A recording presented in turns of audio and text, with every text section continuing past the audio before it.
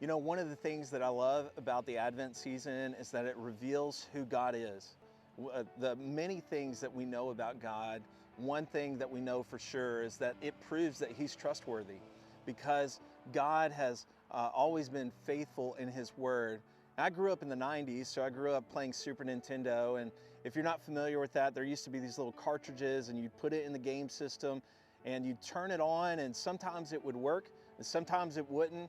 If it didn't work, you'd take it out of the system and you'd blow on it, or you'd try to hit the system a certain way to make it work, or check the inputs and outputs and all that stuff. And sometimes it would work. If it did, that was great.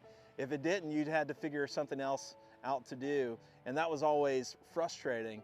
But unlike a video game system or any kind of Christmas gift, God is always trustworthy. And Jesus coming proves Him to be trustworthy. As it says in John chapter 1, verse 14, "And the Word became flesh and dwelt among us. And we've seen His glory, glory as of the only Son from the Father, full of grace and truth." And so Jesus here, what John writes, fulfills the promises that God had made.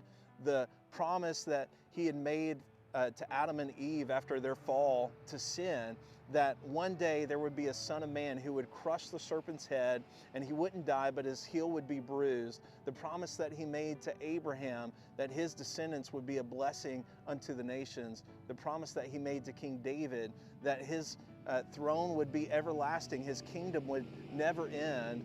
And that promise that He makes in Isaiah chapter 9 that most people know about in regards to this time of year, that a child would be born unto a virgin and that He would have the government rest upon His shoulders, that He would be called Wonderful Counselor, Prince of Peace, Mighty God, Eternal Father. And so we are so thankful that God is always trustworthy.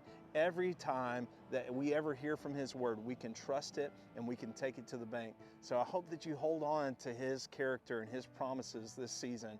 And we love you guys. Merry Christmas.